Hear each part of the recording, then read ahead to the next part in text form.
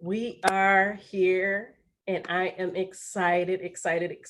Welcome back to the Pop Podcast by Dr. Teran, where we are here again with Pastor James McCarroll from Murfreesboro, Tennessee. Welcome back, Pastor. Oh, it's so good to be back. Every time's like the first time. Amen. Feel like I'm at church. I've been going in.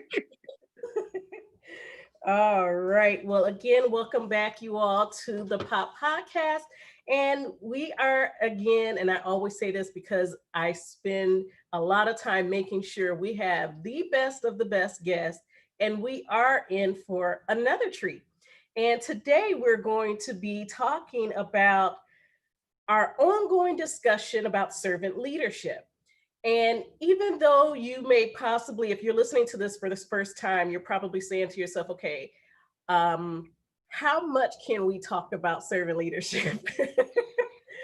It just goes deeper than you can ever imagine when you really look into it as we speak on breaking it down and diving in a little bit deeper than probably you ever thought of before. So today, the topic is the making sure that we are making it happen. Now, I almost was going back into the place of the ultimate sacrifice because as we were working on this, and we're going to give you guys 10 tips today, as we promised.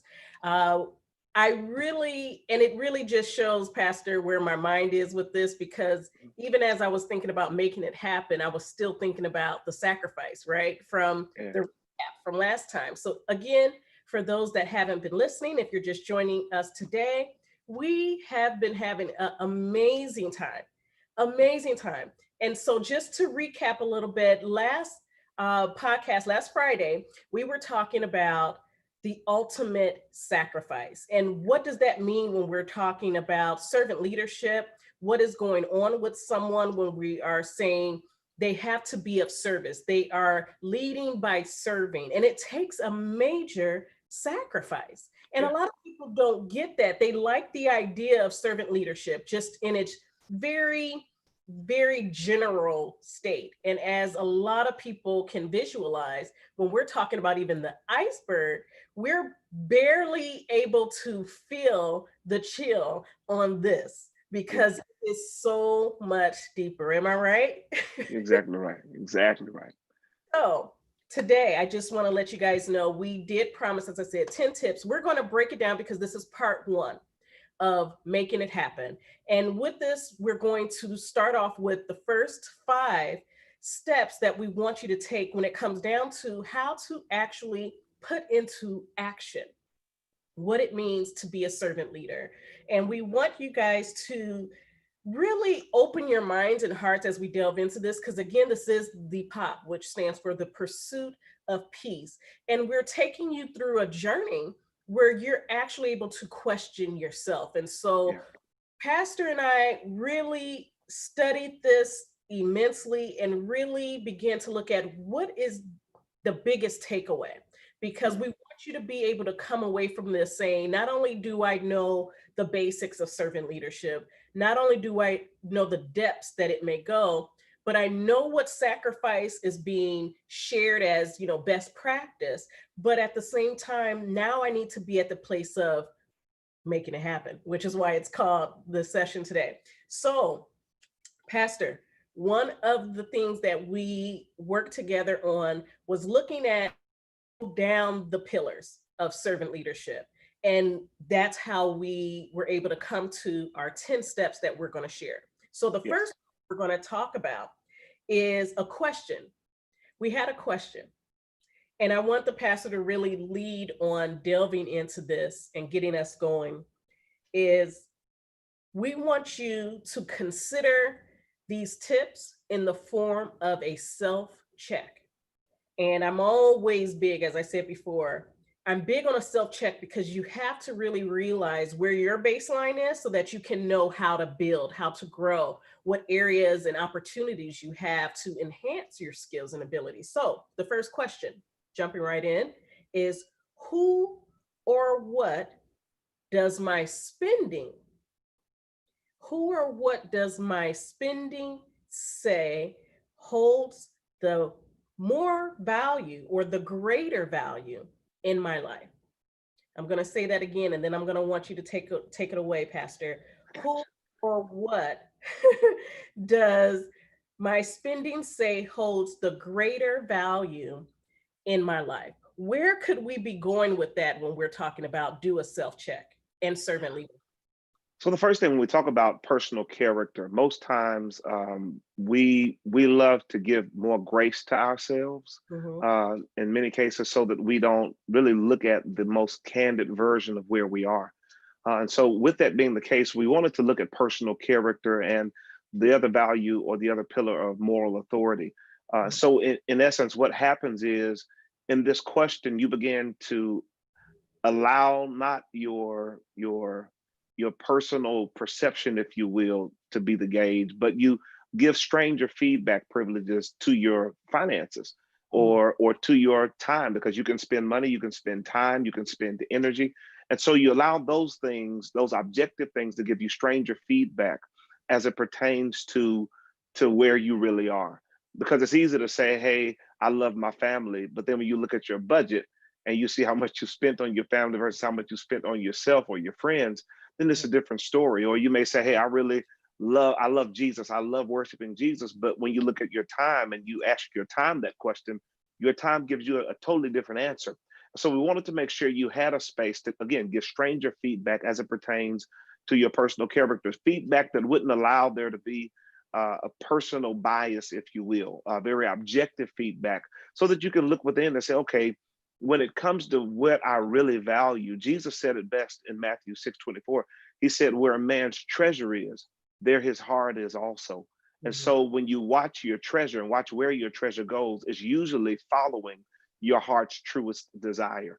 And so as you talk about really doing the first self check, it's beginning to say, okay, what is my real value system? So what do I really value in this life? What really holds priority in this life? And there's no greater place to go to find out where your priorities really lie than your pocketbook or your watch or Right. even your bodily energy. And so I want to encourage you to hear this question and let it sink in a little bit, because it's really going to speak to your life in a very, very, very powerful way and reveal some things to you that your personal biases or your grace lens, if you will, may not have shown you about who you are and what you really value. Right. And something that I take away from it when you're talking about a person of character, and I even want to just stay there because it automatically rolls over into moral authority. And when Mhm, I say that, when I think of a person of character, if I'm doing a self check, because we don't want to do anything or recommend something that we don't do for ourselves, right? mhm, mhm, And when I was sitting there and I said, okay, I teach about and train about servant leadership, I talk to people about adapting that model. And I said, okay, let me do a self check myself, and if I were to mhm. look at that, it's like, okay, so where my mind goes into, say, for instance, in the workplace, how much money, if I am truly saying that I'm invested in being a Mhm. servant leader, how much money have I invested? And when we say investment, we're not just talking about, oh, the $5 that you found in the corner of your pants or something. Mhm. When you truly Yeah, make yeah. an investment into owning those skills, like how is it that if you don't know that you are capable and you're able and you're like, this sounds interesting.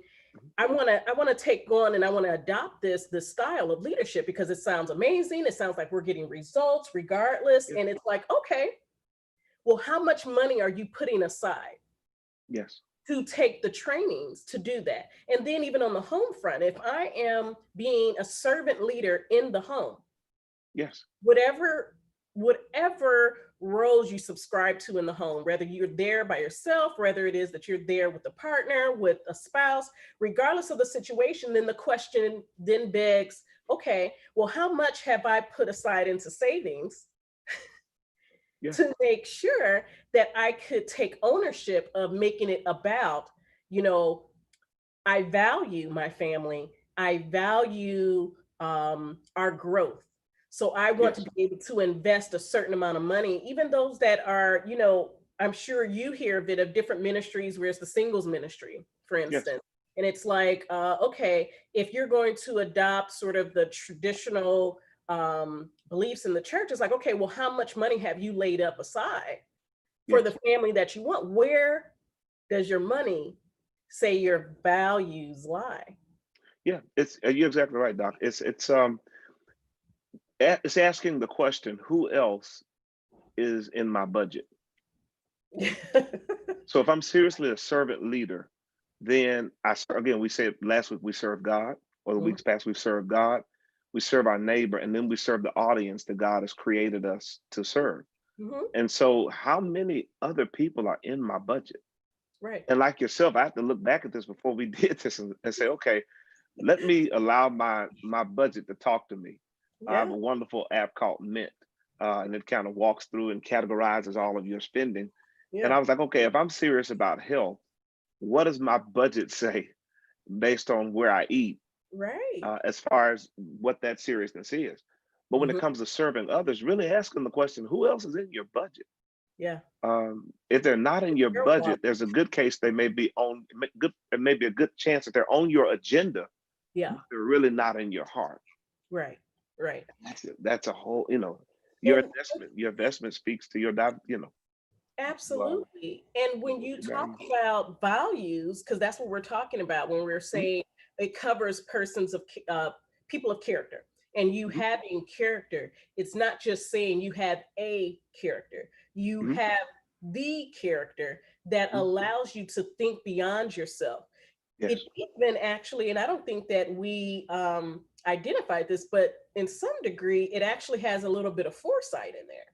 Mm, mm, Because if you are making sure and just assessing where does your spending say that your values lie, and where is that greater amount going to, it's where's the planning of it, because yes. we don't just, and we shouldn't, I should say, we shouldn't just get money and that's it. We should Yes. have a plan, like a game plan of Mhm. what we're going to do with this money. Otherwise we can be living out in Santa Monica somewhere, Yes. the Well, beach. not us. Santa Monica's too far. Maybe like Charleston or somewhere, Uh, Hilton well, Head or something. like just But in the general, in yeah. the general concept, you're a mess. Like we're gonna have fun tonight. I already feel it. But when we're just thinking, okay, we have money, and what are we Yes. doing with it? Are we using it to invest into, like I said, whether it's leadership skills, whether it's Hmm. something for the family, whether it's a family trip? That's an investment on just the quality of life, if that's something Yes. that's included in that. Of you want to travel, okay, well, what are you putting aside? But then on the other end, the question is, well, is your money showing you that you're actually more self-centered than you thought? Mm, yeah. Yeah. And You so, know? but I agree. It's this concept of personal character is Mhm. huge in servant leadership because it all boils down to, and I think Greenleaf says it, making a servant into a leader or giving a servant a leadership posture or position. And it really goes back to this question of how serious is servanthood, or how serious is servanthood, or how much am I really being committed to serving others? Mhm. Yeah. And again, it looks one way on paper, but when you talk about how you strategize or how you plan or how you prioritize your spending, Mhm. that speaks much more loudly. And Absolutely. so it, again, this is a sobering space because it, again, points back, as you said, to the moral authority. Yeah. What is the governing moral authority in your heart? Yeah. So if you're okay with spending on yourself alone, then what voice is guiding the morals by which you live? Yeah. So all of this is kind of wrapped up. And like you said, it's having enough time, and these questions are to make all of us dig, of course, Mhm. so that we move from this space of self-centeredness to other-centeredness and guide ourselves into a space of servanthood. So I think the follow-up question, Doc, would be then, how does my budget need to change? Right. Right. And I'm so glad you said that, because it just was almost like a light just went off when it was okay. So you're in this self check. Okay. We're talking about making it happen. But once you realize, okay, you've asked yourself the question and you've answered it whether you're on one side or the other. And so then it's okay. So now I know that, for example, if you are possibly on the side of, oh, I'm not so much on this otherness side. Hmm. I'm Hmm. not on this side where I'm basically on the side where I am self-centered, to just be very plain. Yeah. You know, you are self-centered. And it's okay, because acknowledging it is, as we know, the first step, right? Mhm. So it's like, okay, now that you know, what are you going to do about it? So Yeah. now that you know, what are some of the basic things that you can do? I mean, something that comes to mind really off the top of my head as I think about it is, this is, if there's never been any other time, the the pandemic that we're going through right now is an absolute perfect time to think of giving. There's so many people in need. I know of someone very close.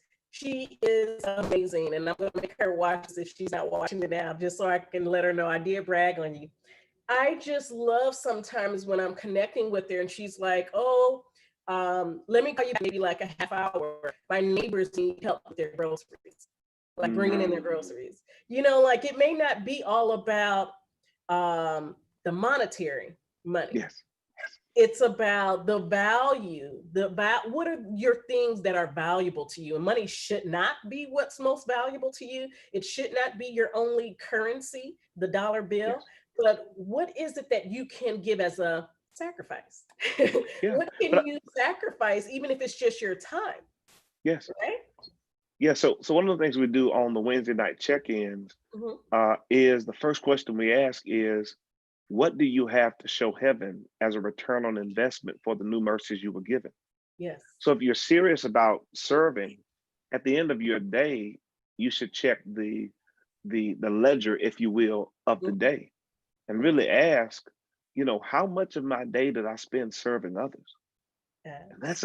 it's so sobering, Yeah. because then you really ask the question after that: is servanthood part of my real character? Right. Is it who I am? And And not that we don't want to earn servanthood, if you will, but it's a way to gauge it and to be yeah. able to say, okay, hey, let's consider this. So Doc, I think it was a strong question. You made it up, so thank you. So I think brilliant. we worked on it Uh, together. We were like rapid fire, like ideas and brainstorming. So it all works out in the end. And again, this is just question one. So we're just getting the night started with a very powerful and in-depth question. Again, we want to urge you through encouragement and love to say, really, what is going on with me? Really, what is going on that I put most value in? And again, reminding yourself it's not the dollar bill that we're yes. talking about. We're also just talking about the things that are most valuable to you. Where is that going? What is the direction that it's flowing in? You know, I even think of when people have so many different reasons for why they won't tithe. It's Hmm. just a question of, really, what do you place your value on? You know, what are you investing in? Okay, you have trouble with tithing because, I've heard before, oh, I don't know where it's going. Okay, well, you don't know. Let's bring up those red bottoms. You don't Yeah. know where that money is going either, and you don't even question it. It's just, this is that. And what's Yeah. crazy is it's not even that powerful of an investment as Yes. tithes. So it's like, think about that. And really, I'm really big on introspection. And it's really just take that moment, take that time with yourself and just say, Yes. you know what? I'm just going to shut everything down. I don't have to do anything in particular, but think within. What is going on with me? Who and what is Mm. going on with what I'm spending? What am I spending my time on? What am I spending my money on? What am I spending my where am I putting even my gifts? You may Mm. have a gift for singing. You may have different things that you come up with. I want you guys to really marinate on this with us so that you can really get the full concept of it. And going into question two, and this is a good one. When when I when I hear I'm sorry, that was when I hear moral compass, what Mm. comes to mind? Pastor, let me actually ask you that. When you hear of moral compass, what comes to mind for you? So there are two images. One is an image of a compass, of course, with a North Star. Mm, So that being the primary gauge that levels or calibrates the entire compass. And so the first thing that I think of is, what is the North Star? yeah. And that North Star is the Lord Jesus Christ, like off the rip, Mhm. Yeah. hands down. Right. It's a life that's committed to God, the will of God, the plan of God, the love of God. So that sets the North Star, and everything in my world is gauged by whether or not it's in alignment with that. Hmm. Now, not that we're going to be perfect like Jesus was Yeah. perfect, but there were models of love, and there were models of worship, and there were models of self-sacrifice, and models of servant leadership Yeah. that helped to become a gauge and a level or a plumb line, if you will. So that's the first thing I think of is, okay, moral compass. I think about that. Then secondly, I think about major influencers like Dr. King.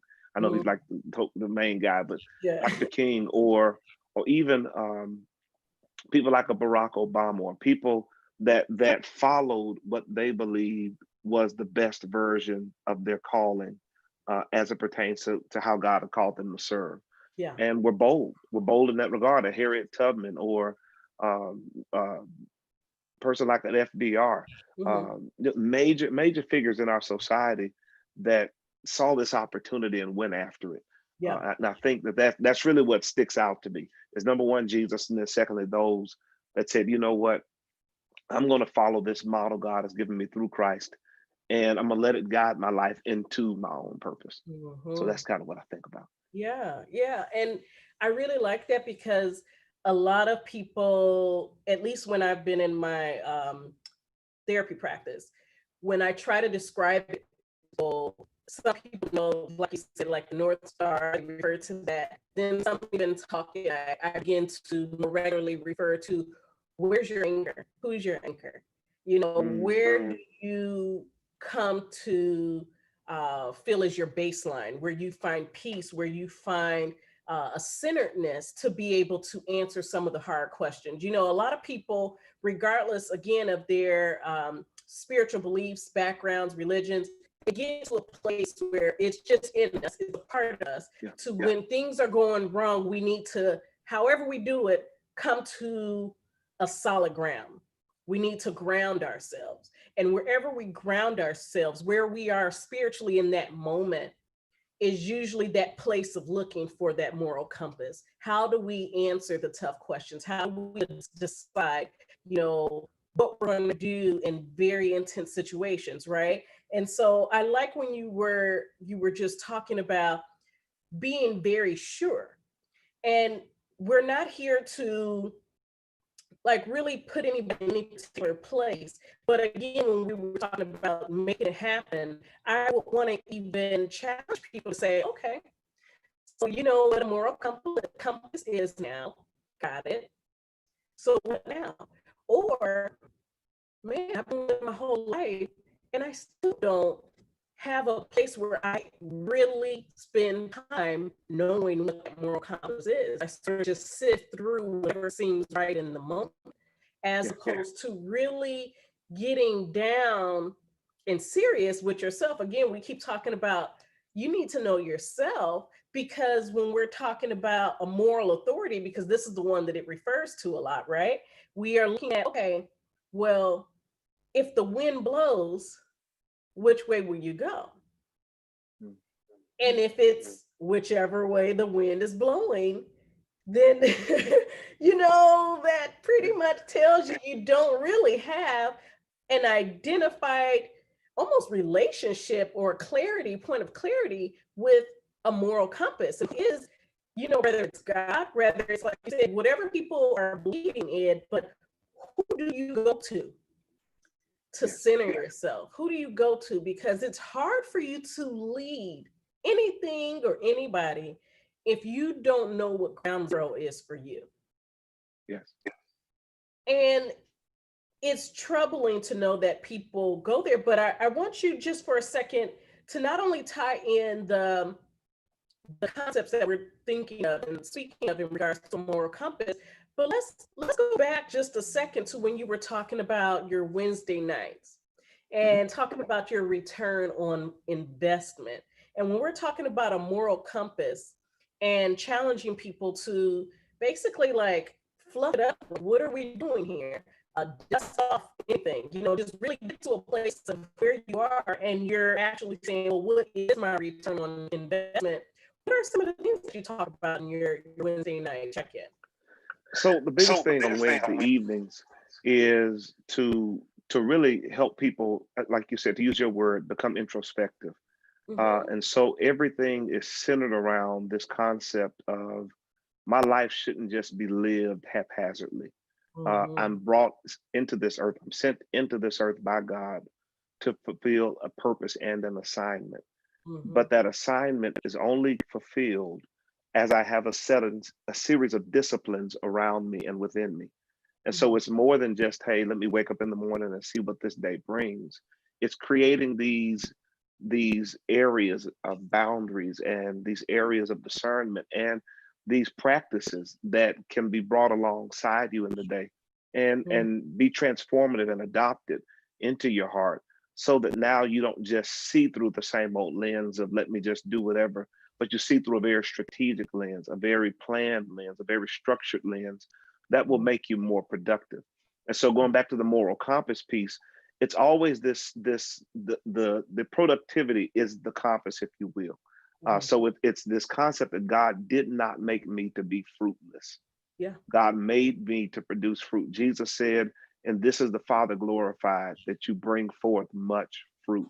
And Right. so it's making sure that you always realize, or that we always realize, that our lives should be producing something. The gifts we have, the skills we have, the money we have, the time we have, the Mm-hmm. energy we have is there for a purpose. That purpose is to produce something for the kingdom of God, something that will impact the world for the Lord Jesus Christ. And Yes. so, as part of that, we just go through a series of questions Yeah. that tackle different areas, whether it's emotional health, whether it's relationship health, whether it's financial accountability, and just giving people a chance to look within, become introspective, and build some new barriers or some new, excuse me, some new disciplines in those areas that will make them optimize their productivity. And so that's kind of how we handle that moral compass piece to say, okay, here's the moral compass. Moral compass is God saved you and has awakened you every morning to be productive. That's the North Star.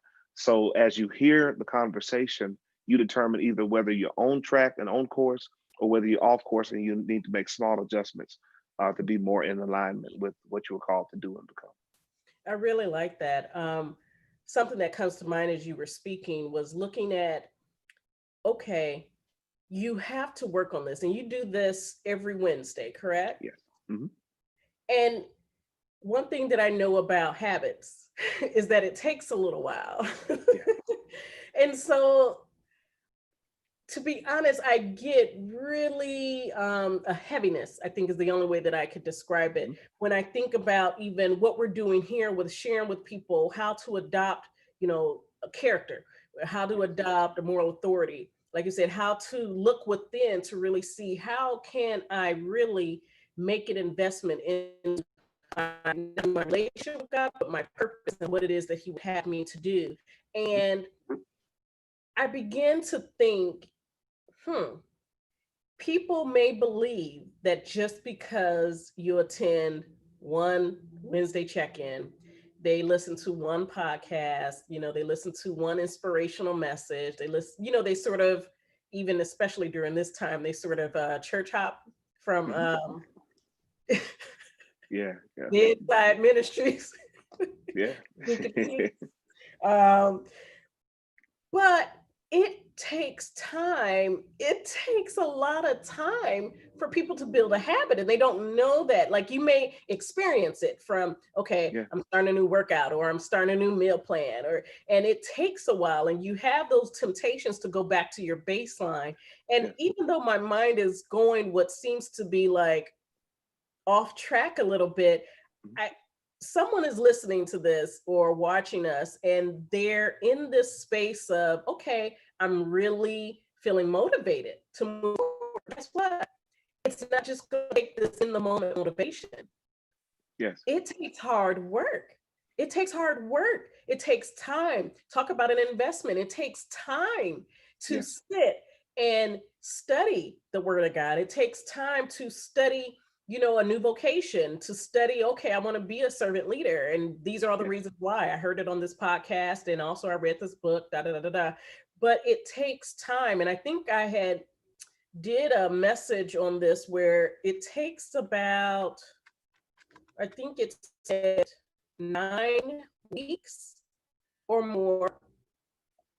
Yeah, 9 weeks or more, because in my head, okay, that's basically almost 3 months of consistently doing something in order to create a habit.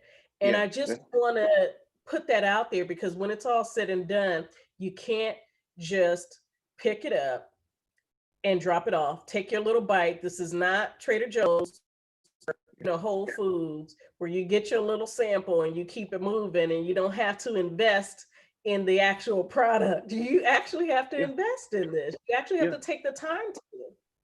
Yeah. And you're right. It's 67 days normally, between 62 and 67 to build a habit, like you said. And I would love you to, because you're so gifted and so brilliant, if you could just share with them how the brain creates a habit, just so we're clear.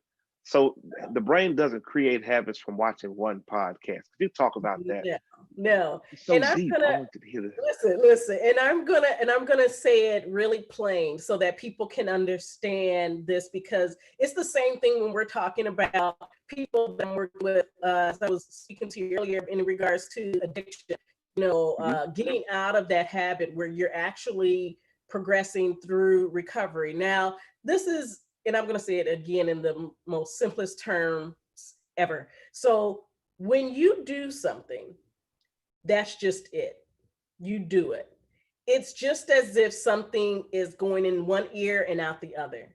But when you are doing it consistently, you're actually building mental muscle memory, where your body is at the point where it's your brain is at the point where it is recalling what you did before. So, for instance, I know that we discovered that there's the Groundhog Day movie. So think of that in the sense of something repeating over and over and over and over again, to the point where now you realize, this is how your brain is. Your brain then realizes this is something to do.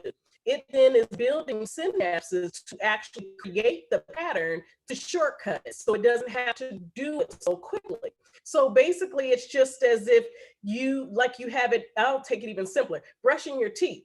When you were younger, and I'm saying a 2-year-old, I'm teaching how to brush his teeth. He has to do it consistently. We even have to do the song. And until he has his brain consistently seeing the same thing, he's hearing the same thing, he's doing the same thing, your brain just thinks it's something to deposit. You have too much going on in your head. There's too much stimuli in the world for you to just stop and say, oh, I'm going to remember that. But what happens is, unless it's something that is impactful, your brain doesn't pick it up. Just like most of what we pick up is things that are negative, things that are uh, maybe impinging on our safety, because it's something that shocked the brain. And so a lot of times our brain isn't being shocked by a concept. It's just not. So, in order for your brain to say, okay, well, it is worth our time to short circuit this and make it a quick to do, you have to consistently do it over and over again, so that then the brain has all these memories, all these synapses doing the same thing. And it say, okay, let's just make a permanent pattern. This is the pattern now, because this is what I'm going to do to shortcut, because we have so many other things to worry about. Your brain is like, really, God made us geniuses. Okay, our brain automatically connects what is consistent so that it's a shortcut to do it. Just like when we talk about mindfulness. When we're talking about mindfulness and you're teaching yourself to breathe, guess what? Your body responds. If you even consistently sit in the same position when you're doing mindfulness, Your body only needs to get in that position. It already knows it's time to chill out. Yeah. Okay. So that's generally speaking what's going on. If you're going to build that habit, it has to be something happening consistently. Once it is done consistently, and like we've been saying, it takes generally from 2 to 3 months, we'll say around there, depending on the person, depending on what's going on, because different people have different issues. We want to recognize people that have trauma issues. I've worked for years with people that have PTSD, people that have traumatic brain injuries as a result of PTSD, the incident. That was the traumatic incident. So when it comes down to it, you have to be consistent. The more consistent you are, the more the brain is like, oh, okay, this is what this person does. So now I'm going to just do it automatically when they start on those synapses that was like, okay, this is what they're doing. Okay. So just imagine it like that. And when it's all said and done, everything that we are talking about, everything that we're discussing, even with the Wednesday night, to your viewers, people that come and listen in and check in with you on the Wednesday nights, even your Sunday broadcast, whatever it is, people have to know you have to sit still, sit still and be consistent.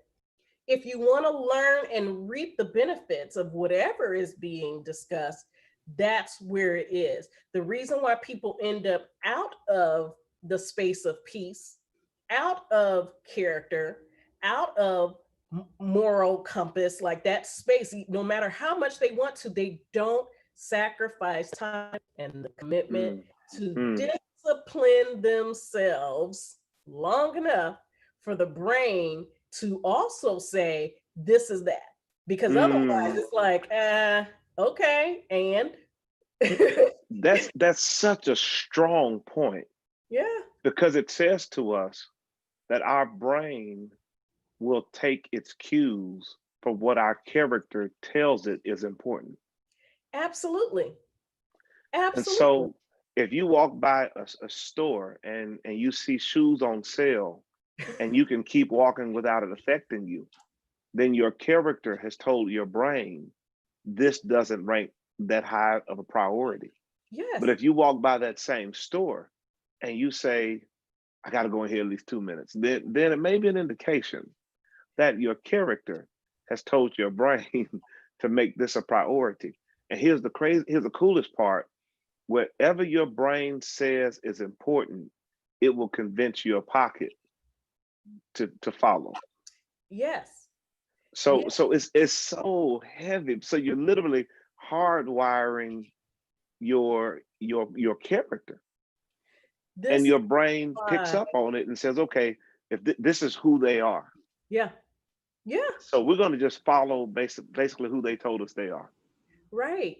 And We are that's, oh creatures man, that's of so powerful. habit. We are creatures of habit. People keep forgetting that. How, like, if we were to go back into the day when we were like super, like, barbaric, like civilization wasn't even fully developed, we were, even though our brains had the capacity, we relied and we still rely on, that's it, Yeah. because our brains our brains know comfort in that. If you don't, it's actually called, and I'm going to throw one at you, and I know you're going to write this down if you don't already know about it. Neuroplasticity. Yes. Yes. Yes. So when you put two and two together with neuroplasticity and what we're talking about as far as adopting this new leadership style and breaking it down into the buildup, the building blocks are basically, one and the same with the 7 pillars of leadership, right? Mhm. So when you realize that your brain can not only work off a habit, but it can grow based on what you tell it to grow to new information. That's why they say reading is fundamental. They ain't tell you why. Because Yeah. it expands, it gives your brain more space, which is really, when it's all said and done, it's the neurons, it's the growth, it's the expansion, it's your ability to think outside the box, it's your ability to be creative, it's literally your ability to evolve, because we This are creatures of habit. If this you is don't so make heavy. it grow, it won't grow. You're going to be stuck, you're going to be frustrated, and that's why you're not going to have peace in your life. Whoever's watching this, you need to share this. You need to write down like 3 people or 30 people to share this with. It will radically, what you just heard will radically change their lives. Radically. When you look at guys that are in the top 5% Mhm. of their field, this is all they did. Yeah. And their brains literally started adjusting themselves to develop new connections, new neural connections that would enhance their performance in a given area. Mhm. And so it's so heavy. I'm just trying to I'm gonna translate it like this. It's so heavy. This is the most off the chain broadcast and deep Yes. broadcast that we've had today. Yes. But it's like when I tell you, like, this is so major, and this is, we got 3 more questions tonight. I don't even know if we're gonna get to them, but listen, this is so, what she just dropped is so major. You need to stop the video right now if you're watching the replay and go back and hear it again. Yeah. If you can grasp that one principle, it can change every facet of Yes. your life in 60 to 70 days. That's all I have to say. I just had to put that plug in. Yeah, I'm sorry. because when it's all said and done, and I want you, and I know this actually goes into our next question. We can close with this one because it Okay. actually goes into, and I'm just going to say the question real quick and then jump back to where we were, because the next question for you all were: are there any subtle differences between your values and your beliefs and your behaviors? What's the difference between basically what you say and what you do? And you You're have to so go back mean to every night. Last 2 weeks. Stop with this. Stop with this. I mean, go back to it when you say, okay, you all, everyone, and I'm saying you all because it is every person that is like at the sound of my voice, literally, you are a genius. You just have to tap into your genius zone. If you don't tap into your genius zone, how are you going to adapt new habits, new leadership skills, new leadership mind? You work on mindfulness, right, Pastor? Yeah, man. Yeah, it's part of the morning walk every morning is an exercise in mindfulness. Yes. It's I don't I walk, it benefits my body, but the walking is to reconnect and become sensitive to the world around me and Mm-hmm. to remind me that my living isn't in isolation. My life affects everything around me, and Yeah. I'm affected by everything around me. Right. But getting back to this point of just the duality between my values and my behaviors, and Mhm. kind of, do are they the same thing? Are my values and my behaviors in alignment, or are they, is there some point of differentiation, or some point um, of misalignment? It's so huge because it goes back to the moral compass piece. Mhm. And so, but the good news is this, and I love using the language moral compass because I think about like the maritime experience, the sea experience. Those individuals that are in the sea, they depend on a compass. Like Yes. Oh, it's the main tool they have. But here's the thing: if they're not heading in the right direction, they don't cancel the trip. no. They just say, okay, we need to change the direction of the rudder so that we align ourselves. And I think that moral compass piece is so huge because you can't even have the values versus behavior conversation if you don't know what the compass is. But once you get that compass and you say, okay, my values are heading this direction, but my behavior is heading this direction, it's not a time to beat yourself up. It's No. not a time for you to say, I'm a failure, I'm not good enough, or I don't get anything right. It's not that moment. It's the moment to say, okay, how do I need to change the rudder? And the rudder is the pattern of behavior that will eventually guide me back into alignment with the compass's direction and the compass's uh, north, Yeah. true north. Right. And Right. so that's all we're talking about. And so that's why I said it's been so rich, because the game plan, the strategy was literally laid out from a very anatomical and physiological perspective. She's so heavy, y'all. I'm telling It y'all, she's the real is. deal. So like when you think about that, it's literally saying, that if I'm heading in the wrong direction, I have been given by God the internal mechanisms to get me not only heading in the right direction, but to hardwire myself to go Yeah. in the right direction. That's crazy. Like, You say this though, to that's, add to what you're saying though, people won't know that that synapse is being sparked if they don't listen to it. If yeah, they yeah, don't know by practicing introspection, by having a very consistent practice where you zone into your moral compass, you yes, won't yes. know. But other people, they may know, but it's just in hindsight. Oh, Hmm, hmm. I had a gut feeling. What you mean? Oh, my spirit just wasn't right. Mm, What do you mean? It's like when it's all said and done, it's like you have to know yourself so that you yes, can know not only the depths of where you can go, but also the shallow water. You yes. need to know where you need to go deeper. Just like you said, it's not the time to beat up on yourself. If you are not the skilled communicator, if you know that more often than not, what you believe, what you say you know and you have isn't what you actually deliver, it's okay.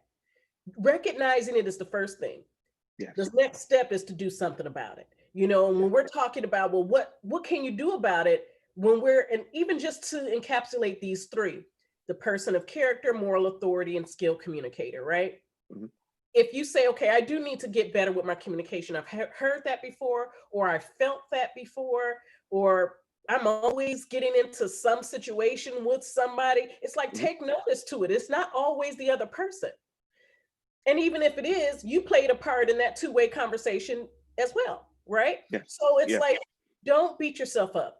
Something that I love as well about mindfulness, and I really love the fact that you practice mindfulness, and I can speak to you plain. One thing about mindfulness that I love is the love and kindness mindfulness exercise, because when it comes down to mindfulness, it's really about just be okay with where you are.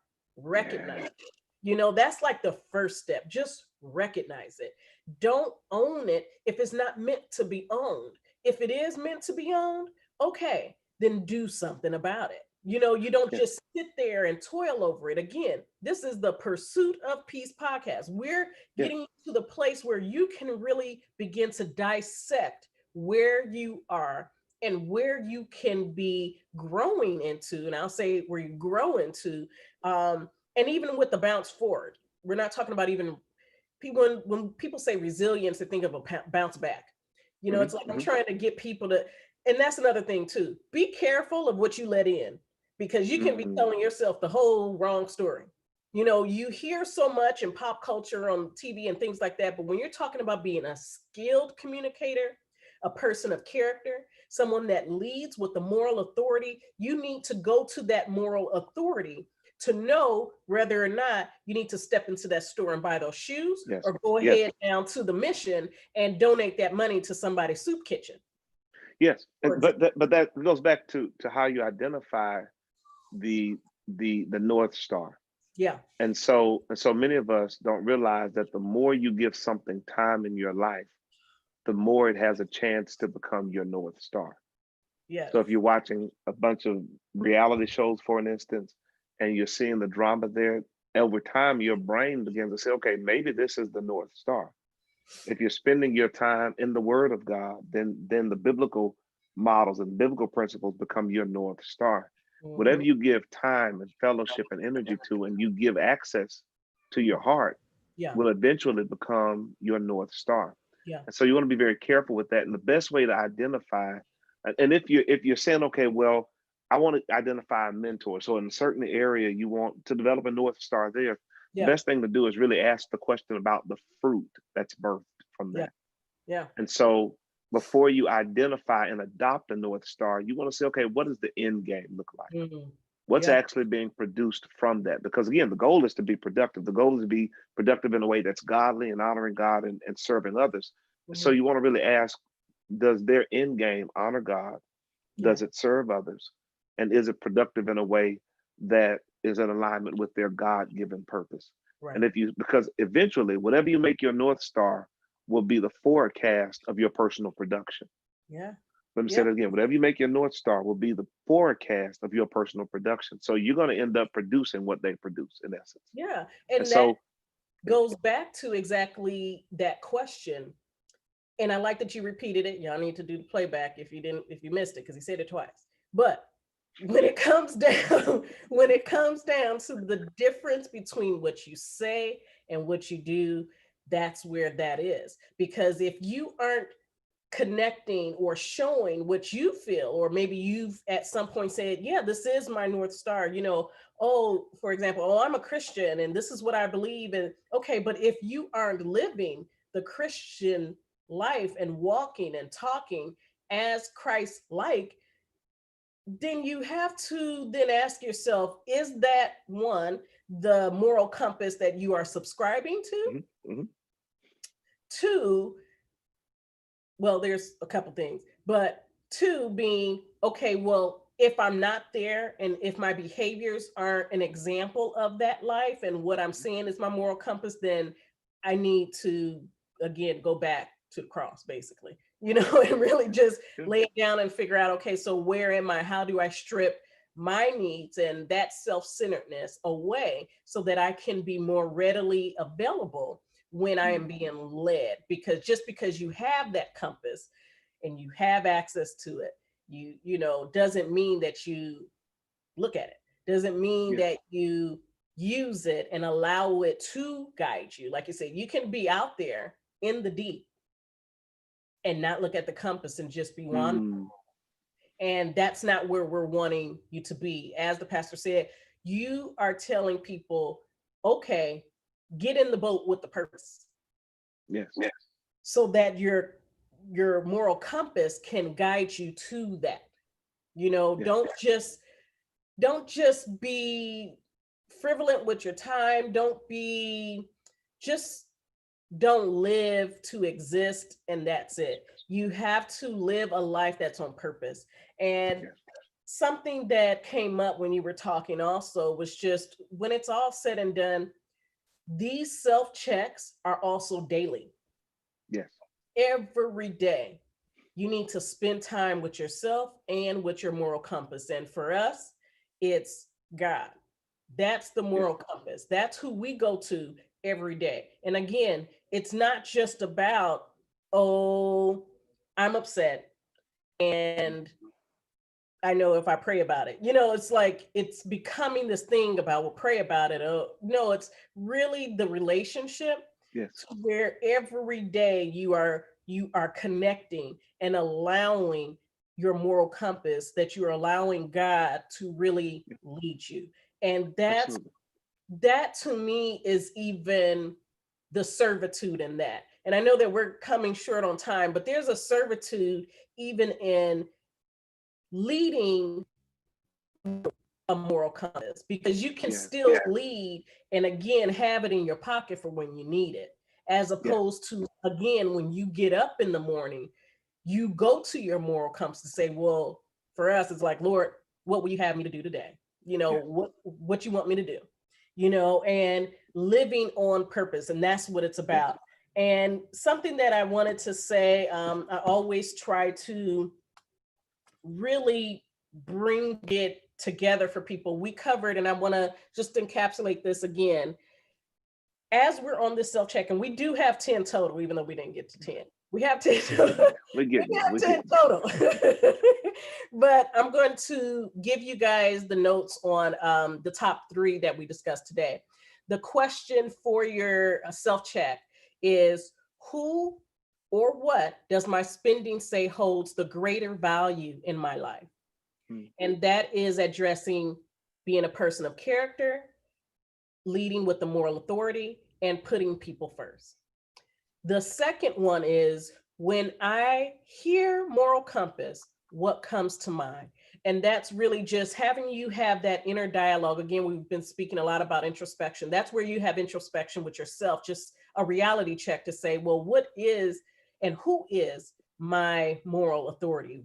Who do I go to be centered and know that mm, I am leading from my true north? of who I am truly, and it is what I do and what I live out. And that goes into the third one, which is the component of servant leadership of being a skilled communicator. And the question to ask yourself there is, are there any subtle differences between your values and your beliefs, or even sort of like your underlining beliefs, and your behaviors? Is there a difference between what you say and what you do? You know, that all comes together all in one. And it's just really, to me, now that I'm thinking about it, Pastor, it's like these pillars are really just digging deeper into someone that truly is a person of character. And what does that mean? So many people say that, but they don't Yeah. necessarily know what that means. So Yeah. between now and the next time, I want you to share something for people to think about before we end today. I'll go back to a statement made earlier that Greenleaf says in his book, The Servant Leadership. He says, what you want to do is find a servant Mm, and make them a leader. So the question I have for you is, if there was a promotion with your name on it, mhm. what type of person would they be making a leader? Yeah, And yeah. ask, which type of person would God hope they're making a leader? Which Mhm, type of person would your peers hope they were making a leader? And mhm. which type of person would the audience that's waiting on God to move in their lives hope that they were making a leader? Yeah, I like that. And I was at first going to find a nice little thrifty quote out of the book, but my mind said, you know what? What came to my mind is, if tomorrow was promised, what would you want people to say about you? Mhm. Just think about it and live each day purposely trying to make sure that's what people can say is who you are, Mm. regardless of if it's the servant leadership style, regardless of if it's a person that is selfless. And you know how they get on the news and it's like they're talking about the person, oh, they were the greatest person, they were whatever the situation is. If that was the case, envision that, if someone got on the news to broadcast to the world who you were, Mm. Mm. what would they say? So think of that. We will be back next Friday. Again, we'll be live with YouTube. Next Friday, I'm most likely going to be broadcasting live from Cleveland, Ohio. You never know. I'm here in LA right now, but we will be again with Pastor McCarroll of Murfreesboro, Tennessee. And just again, Pastor, please tell them again, if they haven't seen the other episodes, how could they get in touch with you if they need to? So there are a couple of ways. One, you can reach out to me via Facebook through DMing me there. JamesMcCarroll.org is the website. I encourage you to go on, check it out. You can leave messages there as well. And then finally, of course, I'm on Instagram at Pastor JMC, JMac, on Instagram, so you can DM me there as well. So either one of those mechanisms works. I would love to hear from you, and look forward to being able to connect with you personally. Great, great. And I know that before we broadcast again, you'll have another Wednesday check-in, right? How do they find Yes. your check-ins? So the Wednesday night check-ins are on Facebook Live for now. We'll switch that up in August. But for now, we're on Facebook Live every Wednesday evening at 8:30 p.m. on the dot. And we go for 15 minutes. So 8:30 p.m. to 8:45 p.m. Every Wednesday night on Facebook Live. Well, y'all better be on time.